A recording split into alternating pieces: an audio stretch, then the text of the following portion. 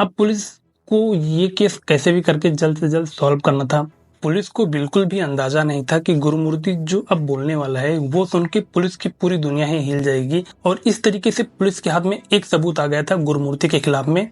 16 जनवरी 2025 माधवी के बूढ़े माता पिता माधवी के कॉल का पूरे दिन वेट कर रहे होते हैं, लेकिन माधवी का कॉल नहीं आता है। आज ये बहुत दिनों बाद ऐसा दिन आया था जब माधवी ने अपने माता पिता स्पेशली अपने माता से बात नहीं किया था। कुछ भी हो जाए बट माधवी का दिन में एक बार कॉल जरूर आता था। लेकिन 16 जनवरी को माधवी का कॉल जब नहीं आया देर रात तक, तो माधवी के माता पिता को लगा कि हो सकता है कि घर पे कुछ ज़्यादा ही काम हो, इसलिए माधवी काम करके थक गई हो और जल्दी सो गई हो, इसीलिए आज उसने कॉल नहीं किया। माधवी हैदराबाद में रहती थी अपने पति और अपने 2 बच्चों के साथ में। माधवी के पति का नाम था गुरुमूर्ति और वो एक्स आर्मी ऑफिसर यानी कि वो आर्मी से रिटायरमेंट ले चुका था और अभी डीआरडीओ में सिक्योरिटी गार्ड का जॉब करता था। 17 जनवरी को भी जब माधवी का कॉल नहीं आता है तो माधवी के पेरेंट माधवी को सामने से कॉल करते हैं और माधवी का नंबर बंद मिलता है। फिर माधवी के पेरेंट काफ़ी ज़्यादा टेंशन में आ जाते हैं और माधवी का एक दूर का रिश्तेदार हैदराबाद में ही रहा करता था। फिर माधवी के पेरेंट उस दूर के रिश्तेदार को बोलते हैं कि आप जाके देखिए माधवी के घर पे कि माधवी सही है, सुरक्षित है कि नहीं, और वो हम लोगों को कॉल क्यों नहीं कर रही है, उसका कॉल क्यों नहीं लग रहा है। फिर वो माधवी का रिश्तेदार माधवी के हस्बैंड के घर पे यानी कि माधवी के हैदराबाद वाले घर पे आता है और जब वो देखता है तो माधवी घर में नहीं रहती है। माधवी का हस्बैंड गुरुमूर्ति बोलता है कि हम दोनों के बीच में झगड़ा हो गया है और माधवी गुस्से में घर छोड़ के चली गई है। फिर वो रिश्तेदार माधवी के पेरेंट्स को कॉल करता है और माधवी के हस्बैंड ने जो जो बात बताई रहती है वही सारी बातें वो उनको बता देता है। 18 जनवरी को सुबह सुबह माधवी के पेरेंट हैदराबाद आ जाते हैं और पहुंच जाते हैं पुलिस के पास में अपनी बेटी का मिसिंग कंप्लेंट फाइल कराने के लिए। जब वो मिसिंग कंप्लेंट फाइल करा रहे होते हैं पुलिस के पास तो उनके साथ में एक आदमी और रहता है और वो रहता है खुद माधवी का हस्बैंड गुरुमूर्ति। पुलिस का जो सबसे पहला शक था वो था माधवी के हस्बैंड के ऊपर ही, गुरुमूर्ति के ऊपर ही। और पुलिस जब माधवी के हस्बैंड गुरुमूर्ति से पूछताछ करती है तो गुरुमूर्ति बोलता है कि हम दोनों के बीच में झगड़ा हुआ है और माधवी घर छोड़ के चली गई है। वही पुरानी बातें वो बार बार रिपीट कर रहा होता है। पुलिस जब गुरुमूर्ति के घर पे आती है और छानबीन करती है तो उनको कुछ भी ऐसा संदेहजनक नहीं मिलता है जिससे कि गुरुमूर्ति के ऊपर डाउट हो सके या फिर ये पता चल सके कि माधवी कहाँ पे गई है, क्या हुआ उसके साथ में। कुछ भी सुराग नहीं मिल रहा था पुलिस को। फिर पुलिस आसपास के घरों और शॉप्स पे लगे हुए सीसीटीवी कैमरे को चेक करती है और उनके पिछले कई दिनों के सीसीटीवी के फुटेज मांग लेती है और जाके उनका जांच करने लगती है। पुलिस को अपनी जांच में पता चलता है कि 16 तारीख के बाद से कई बार गुरुमूर्ति घर के बाहर गया, घर के अंदर आया है, लेकिन उसकी बीबी 16 तारीख से ही दिखी नहीं है और पुलिस गुरुमूर्ति को फिर से बुला लेती है पूछताछ के लिए। इसी बीच में एक बड़ा टर्निंग पॉइंट तब आता है जब करीब 60 साल का एक बूढ़ा आदमी पुलिस के पास आके बोलता है कि मुझे पता है कि माधवी के साथ में क्या हुआ है। पुलिस जब उससे पूछती है कि आप हैं कौन और आप माधवी गुरुमूर्ति के बारे में कैसे जानते हैं, तो वो बोलता है कि मैं गुरुमूर्ति का चाचा हूँ और गुरुमूर्ति मेरा भतीजा है। माधवी को गुरुमूर्ति ने मार डाला है और ये बात गुरुमूर्ति ने मुझे खुद बताई है कि मैंने माधवी को मार डाला है, लेकिन आप ये बात किसी और को मत बताना, मैं आपके ऊपर काफ़ी ट्रस्ट करके बता रहा हूँ ये सारी बातें। जब गुरुमूर्ति का चाचा पुलिस में ये बयान देता है तो पुलिस फिर से गुरुमूर्ति के पास पहुंच जाती है और उसको अरेस्ट कर लेती है, उसको अपने हिरासत में ले लेती है। पुलिस को बिल्कुल भी अंदाज़ा नहीं था कि गुरुमूर्ति जो अब बोलने वाला है वो सुन के पुलिस की पूरी दुनिया ही हिल जाएगी और जब ये बात लोगों में जाएगी और मीडिया में जाएगी तो बहुत बड़ी सनसनी फैल जाएगी। गुरुमूर्ति बोलता है कि हाँ, मैंने ही अपनी वाइफ माधवी को मार डाला है।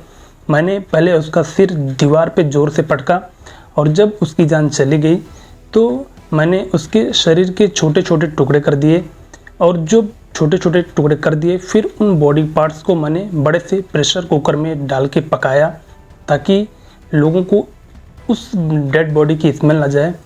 और पकाने के बाद जो हड्डियाँ बची उनको मैंने मिक्सर ग्राइंडर में डाल के छोटे छोटे टुकड़े करके छोटे छोटे पाउडर बना दिए और फिर सारे टुकड़ों को उठाया और उसके बाद में मैं अपने घर से 1 किलोमीटर दूरी पे एक तालाब है, वहाँ पे जाके मैंने इन सारे टुकड़ों को फेंक दिया। जब पुलिस ये सारी बातें सुनती है तो सच में काफ़ी ज़्यादा शॉक्ड हो जाती है पुलिस और कुछ समय तक, कुछ मिनटों तक पुलिस के ऑफिसर्स आपस में बात कर रहे होते हैं कि ये इंसान क्या बोल रहा है, क्योंकि जो गुरुमूर्ति है वो एक एक्स आर्मी ऑफिसर है और आर्मी में भी वो एक अच्छे पोस्ट पे था। तो पुलिस भी ये सब कुछ सोच रही थी कि अभी हम आगे क्या कार्रवाई करें, कैसे कार्रवाई करें, और उनको भी काफ़ी बड़ा सदमा लगा था ये सब कुछ सुन के। पुलिस जब गुरुमूर्ति के घर पे आती है और देखती है, प्रेशर कुकर को देखती है, गैस को देखती है, और हर जगह पे जब चेकिंग करती है तो कोई भी खून का दाग नहीं मिलता है, कोई भी धब्बा नहीं मिलता है, कोई भी बॉडी के पार्ट्स नहीं मिलते हैं, कोई भी स्किन नहीं मिलती है, कुछ भी ऐसा प्रूफ नहीं मिलता है जिससे कि ये साबित हो सके कि गुरुमूर्ति ने सच में उसको जान से मारा है। माधवी का खून करने के बाद गुरुमूर्ति ने घर से सारे सबूत मिटा दिए थे। वो भी ये बात अच्छे से जानता था कि जब तक पुलिस को उसके खिलाफ कोई भी पुख्ता सबूत नहीं मिल जाएंगे तब तक पुलिस उसको ऑफिशियली अरेस्ट नहीं कर पाएगी, सिर्फ हिरासत में ही रख सकती है और ना ही कोर्ट में पेश कर पाएगी, क्योंकि पुलिस को भी कोर्ट में गुरुमूर्ति के खिलाफ सबूत पेश करने ही पड़ेंगे। इसलिए गुरुमूर्ति काफ़ी रिलैक्स लग रहा था पुलिस स्टेशन में बैठने के बावजूद भी। ये बात अब मीडिया और पब्लिक में भी फैल चुकी थी और चारों तरफ इसी केस की चर्चा हो रही थी, स्पेशली हैदराबाद और आंध्र प्रदेश वगैरह के एरिया में। अब पुलिस को ये केस कैसे भी करके जल्द से जल्द सॉल्व करना था।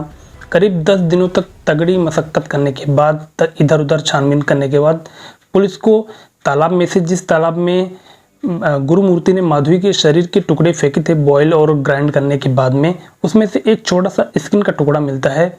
और वो स्किन का टुकड़ा जब पुलिस माधवी के पेरेंट के डीएनए से मैच करती है तो स्किन का टुकड़ा और माधवी के पेरेंट के डीएनए जो है वो आपस में मैच कर जाते हैं, जिससे कि पता चल जाता है कि जो स्किन का टुकड़ा है वो माधवी का ही है, माधवी के बॉडी का ही है। और इस तरीके से पुलिस के हाथ में एक सबूत आ गया था गुरुमूर्ति के खिलाफ में, और पुलिस अब गुरुमूर्ति को ऑफिशियली अरेस्ट कर लेती है और उससे और भी ज़्यादा स्ट्रिक्ट होकर पूछताछ करने लगती है। जब गुरुमूर्ति को लगता है कि सच में पुलिस को उसके खिलाफ सबूत मिल गए हैं, तब वो जो सच्चाई बताता है वो और भी ज़्यादा शॉकिंग था, और भी ज़्यादा हैरान करने वाला था। गुरुमूर्ति कहता है कि मैंने जो माधवी का कत्ल किया है वो नॉर्मल नहीं है, ये प्री प्लान मर्डर है। मैंने काफ़ी अच्छे से, काफ़ी सोच समझ के माधवी का कत्ल किया है। गुरुमूर्ति बताता है कि माधवी अपने पेरेंट्स से काफ़ी ज़्यादा बातचीत किया करती थी फ़ोन पे, और अक्सर वो अपने पेरेंट के घर पे जाने को कहा करती थी। और गुरुमूर्ति यानी कि उसको खुद को माधवी के पेरेंट बिल्कुल भी पसंद नहीं थे, और पिछले 4-5 सालों से उसने एक भी बार फ़ोन पे बात नहीं किया था माधवी के पेरेंट्स से। गुरुमूर्ति ने कभी भी माधवी के पेरेंट्स से बात नहीं किया पिछले 4-5 सालों में। गुरुमूर्ति ने पुलिस को बताया कि वो माधवी के ऊपर अक्सर शक किया करता था कि उसका किसी के साथ अफेयर है या फिर अफेयर चलने वाला है। इसीलिए उसने DRDO की जॉब भी छोड़ दी थी, जहाँ पे उसको काफ़ी अच्छी सैलरी मिल रही थी, लेकिन उसने DRDO की जॉब छोड़ दी थी ताकि वो माधवी के ऊपर नज़र रख सके। गुरुमूर्ति ने पुलिस को बताया कि 14 जनवरी को पोंगल का त्यौहार था और माधवी अपने दोनों बच्चों के साथ में अपने पेरेंट के घर पे जाना चाहती थी, लेकिन मैं उसको जाने नहीं देना चाहता था। इसी बात को लेकर हम दोनों का काफ़ी बड़ा झगड़ा हुआ। जब हम दोनों का झगड़ा हो रहा था तभी मैंने डिसाइड कर लिया था कि अब ये हमारा आखिरी झगड़ा है और अब मैं इसको ख़त्म कर दूंगा, मैं इसको जान से मार दूंगा। 14 जनवरी को ही, पोंगल के दिन ही मैंने ये डिसाइड कर लिया था कि अब ये मरने वाली है, ऐसा गुरुमूर्ति ने पुलिस को बताया। और फिर 15 जनवरी को वो अपने दोनों बच्चों को लेके जाता है अपनी बहन के पास, जो हैदराबाद में ही रहती थी, और वहाँ पे उन दोनों को छोड़ के आता है और बोलता है कि मैं 1-2 दिन में आऊँगा और तुमको लेके जाऊँगा। फिर 16 जनवरी को सुबह 8 बजे जानबूझ के वो माधवी से झगड़ा करने लगता है। जब झगड़ा होता है तो ज़ोर से उसका सिर दीवार में पटक देता है, क्योंकि उसने पहले से ही प्लान करके रख लिए होते हैं कि उसको क्या क्या करना है। माधवी के सिर को ज़ोर से दीवार पर पटकने के बाद जब माधवी की जान चली जाती है तो गुरुमूर्ति माधवी के बॉडी को बाथरूम में लेके जाता है और वहीं पे करीब 1-1.5 घंटा तक बैठा रहता है। फिर करीब सुबह 10 बजे वो एक बड़ी सी चाकू लेके आता है किचन से और माधवी के शरीर के सबसे पहले 5 टुकड़े कर देता है। उसके हाथ, उसके पैर, उसके दोनों हाथ अलग कर देता है, उसके दोनों पैर अलग कर देता है बॉडी से, और उसका जो सिर रहता है वो भी अलग कर देता है बॉडी से। पहले वो 5 टुकड़े करता है, फिर बॉडी के और भी अलग अलग टुकड़े करता रहता है। गुरुमूर्ति माधवी के शरीर को 2 से 3 घंटे तक लगातार छोटे छोटे टुकड़ों में कट करता है। फिर उसको ऐसा लगता है कि अब उसने काफ़ी छोटे छोटे टुकड़े कर दिए हैं। फिर गुरुमूर्ति क्या करता है कि उसके घर में एक पुरानी पेंट की बाल्टी रहती है जिसको लेके आता है। करीब वो 20 लीटर की बाल्टी रहती होगी, उसमें वो पानी भरता है और पानी भरने के बाद उसके अंदर एक हीटर डाल देता है, वाटर हीटर डाल देता है। जब पानी बॉयल होने लगता है तो गुरुमूर्ति माधवी के शरीर के टुकड़ों को उसमें डाल देता है, खौलते हुए पानी में डाल देता है, जिससे कि जो टुकड़े हैं वो नरम हो सकें, जो बॉडी के पार्ट्स हैं वो नरम हो सकें और उनसे स्मेल भी ना आए। जब माधवी के शरीर के सभी बॉडी पार्ट्स बॉयल हो जाते हैं तो जो पानी बचता है उसको वो फ्लश कर देता है, बाथरूम में डाल के फ्लश कर देता है। और फिर गुरुमूर्ति क्या करता है कि मांस को अलग करता है और हड्डियों को अलग करता है। फिर वो मांस के जितने भी मांस बचते हैं उनके छोटे छोटे टुकड़े कर देता है, और छोटे छोटे टुकड़े करने के बाद वो थोड़ा थोड़ा करके बाथरूम में फ्लश कर देता है। और जो हड्डियाँ बचती हैं, जो बड़ी बड़ी हड्डियाँ बचती हैं, उनको वो गैस चालू करता है और उनको पकाने लगता है ताकि वो जल जाएं। और जब वो जल जाती हैं हड्डियाँ, फिर उनको मिक्सर ग्राइंडर में डाल के पीस डालता है और पीस के फिर से उनको फ्लश कर देता है। ये सब करने में गुरुमूर्ति को करीब 10 घंटे लग जाते हैं। सुबह 8 बजे वो माधवी से झगड़ा करना चालू करता है, सुबह 10 बजे वो माधवी के शरीर को काटना चालू करता है, और शाम के 6 बजे तक उसने माधवी के शरीर के ज़्यादातर टुकड़ों को छोटे छोटे टुकड़ों में काट के फ्लश कर दिया रहता है। फिर पुलिस गुरुमूर्ति से पूछती है कि तुमने तो कहा था कि तुमने बॉडी पार्ट्स को प्रेशर कुकर में डाल के पकाया है, और अब तुम कह रहे हो कि तुमने हीटर से बाल्टी में हीटर डाल के बॉडी पार्ट्स को पकाया है। पहले वाली बात सही थी या अब वाली बात सही है? गुरुमूर्ति बोलता है कि जो मैंने पहले कहा था प्रेशर कुकर वाली बात, वो बिल्कुल गलत है। मैंने आपको गुमराह करने के लिए, आप एक गलत ट्रैक पे चले जाओ, इसके लिए मैंने आपको गुमराह करने के लिए ये बात बोला था, और ताकि आप मेरे खिलाफ कोई भी सबूत ना ढूंढ सको, इसलिए मैंने प्रेशर कुकर वाली बात बोली थी। मैंने इसके पूरे बॉडी पार्ट्स को, मैंने माधवी के पूरे बॉडी पार्ट्स को बाल्टी में ही हीटर डाल के बॉयल किया था। पुलिस को अभी भी यकीन नहीं हो रहा था कि एक एक्स आर्मी ऑफिसर अपनी वाइफ के साथ में इतनी बर्बरता कर सकता है। मैं भी यही सोच रहा हूँ कि जिस हस्बैंड ने अपनी वाइफ के साथ में जीने मरने की कस्में खाई थी, वो खुद अपनी वाइफ को इतनी बुरी तरीके से कैसे मार सकता है। वैसे इस माधवी और गुरुमूर्ति के केस के बारे में आपका क्या कहना है, आप कमेंट करके जरूर बताइए। चैनल को सब्सक्राइब कर लीजिए। मिलते हैं नेक्स्ट वीडियो में।